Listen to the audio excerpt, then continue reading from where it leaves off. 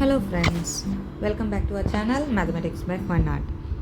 Today let us see the first question of exercise 10.2, chapter 10, circles.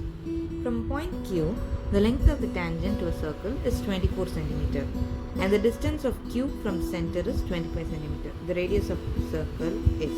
We have to find the radius of this circle. First, let us draw the diagram. Let this be circle. O be the center. Let this be the tangent. We have said that distance of Q, that is point Q, from the center of the circle is 25 and the length of tangent to a circle is 24 cm. Let this point be P.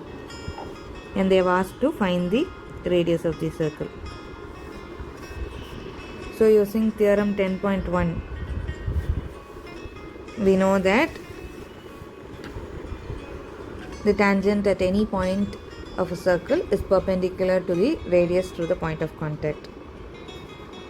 Therefore, angle OPQ becomes 90 degrees.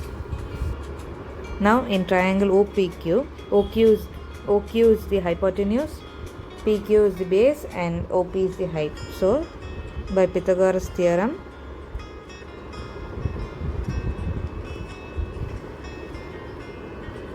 OQ square is equal to OP square plus PQ square.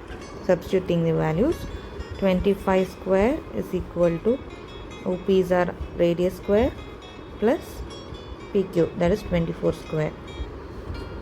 25 into 25 is 625, R square plus 24 into 24 is 576, which gives us R square is equal to 625 minus 576. We get 49. Taking square root, we get R is root of 49, that is 7 cm. Therefore, the radius of the circle is 7 cm. Thank you. Happy learning.